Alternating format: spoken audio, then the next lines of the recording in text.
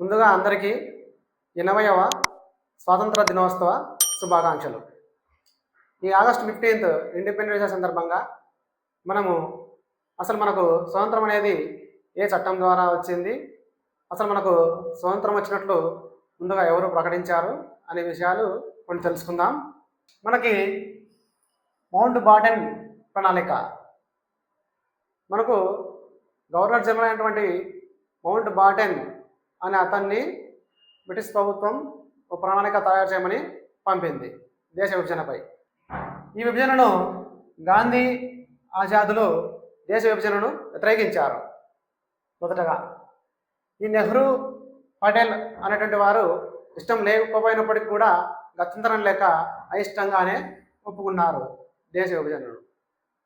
విభజనకు ప్రత్యామ్నాయంగా, విభజన కాకుండా ప్రత్యామ్నాయంగా మన గాంధీ గారు ఏమన్నారంటే, ఇప్పుడు ముస్లిం లీగ్ పార్టీ నాయకుడైనటువంటి మహమ్మద్ జిన్నాను ప్రభుత్వం ఏర్పాటు చేయమని కోరాలని, అతనినే ప్రభుత్వం ఏర్పాటు చేయమను అని మన మౌంట్ బాటన్కు సూచించాడు.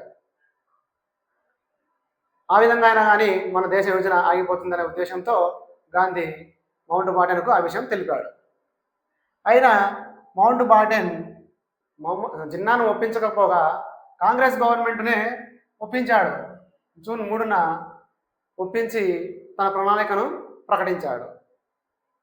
దీనినే డిక్కీ బర్డ్ ప్రణాళిక లేదా జూన్ 3 ప్రణాళిక మరియు లార్డ్ మౌంట్ బాటన్ ప్రణాళిక అని అంటారు.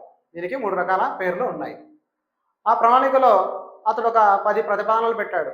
దాంట్లో ముఖ్యమైనది దేశం 2గా విడిపోవడం, పాకిస్తాన్ భారతదేశంగా 2గా విడిపోవాలి అని ముఖ్యమైనది.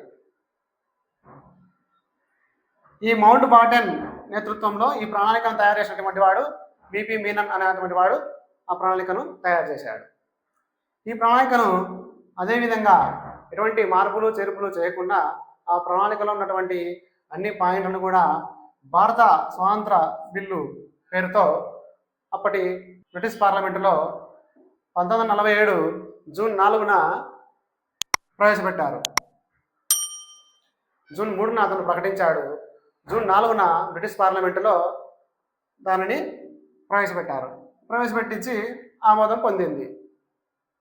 తర్వాత ఈ బిల్లు 1947 జూలై 18న బ్రిటిష్ చక్రవర్తి అయినటువంటి జార్జ్ 6 దానికి ఆమోదంతో చట్టంగా మారిపోయింది. ఇప్పుడు ఏదైనా ఒక బిల్లు మనకు పార్లమెంటులో ఆమోదం పొందిన తర్వాత రాష్ట్రపతి సంతకం చేస్తేనే అది చట్టంగా ఏ విధంగా మారుతుందో, అప్పుడు జూలై 18, 1947లో బ్రిటిష్ చక్రవర్తి జార్జ్ 6 ఆమోదంతో మన భారత స్వతంత్ర బిల్ అనేది చట్టంగా మారింది. ఇది ఆగస్టు 15 నుంచి అమల్లోకి వచ్చింది. మనకు ఆ చట్టంలో ముందుగా 1947 ఆగస్టు 14న పాకిస్తాన్ ఏర్పాటు, 1947 ఆగస్టు 15న భారత్ ఏర్పాటు, అలాగే ఈ సరిహద్దు విభజనలకు సరిహద్దు కమిషన్ను కూడా ఏర్పాటు జరిగాయి. ఆగస్టు 15న మనకు భారత్ సరిహద్దు కమిషన్, ఆగస్టు 14న పాకిస్తాన్ ఏర్పాటు చేయడం జరిగాయి. మనకు స్వాతంత్రం వచ్చినట్లు తెలిపినవాడు డాక్టర్ బాబు రాజేంద్ర ప్రసాద్ గారు స్వాతంత్రం వచ్చినట్లు మనకు ప్రకటించారు. మనకు భారతదేశటువంటి మొట్టమొదటి governor general lord Mountbatten governor జనరల్గా నియమితులయ్యాడు. స్వాతంత్రం వచ్చిన తర్వాత స్వతంత్రపు భారతదేశ మొట్టమొదటి governor general lord Mountbatten garu. ఈ సరిహద్దు కమిషన్కు సర్ సిరిల్ రాడ్క్లిఫ్ అనే అతడు ఆగస్టు 12న 1947లో 2 సరిహద్దు కమిషన్లు ఏర్పాటు చేశాడు. ఒకటి బెంగాల్ సరిహద్దు కమిషన్, 2 పంజాబ్ సరిహద్దు కమిషన్ను ఏర్పాటు చేశాడు. మనకు ఈ ఆగస్టు 15న ఒకవైపు స్వాతంత్రం వచ్చినట్లు సంబరాలు జరుపుకుంటుంటే మరోవైపు కూడా మతోన్మాదులు రెచ్చిపోయారన్నమాట. రెచ్చిపోయి బెంగాల్లోని నోవోకాలి ప్రాంతంలో విపరీతమైనటువంటి మతోన్మాదాలు, దాడులు జరుగుతుంటాయి. ఈ ఆగస్టు 15 స్వతంత్ర వేడుకల్లో కూడా గాంధీజీ పాల్గొనకుండా బెంగాల్లోని నోవోకాలి ప్రాంతానికి వెళ్ళి అక్కడ 24 గంటలు నిరాహార దీక్ష చేశాడు. చేసి ఆ మారణకాండను ఆపడానికి ప్రయత్నం చేశాడు గాంధీ గారు. ఓకే ఫ్రెండ్స్, ఈ మనకు 1947 ఆగస్టు 15 స్వాతంత్ర బిల్లు ఏ విధంగా ఆమోదం పొందింది, కొన్ని ముఖ్యమైన విషయాలు.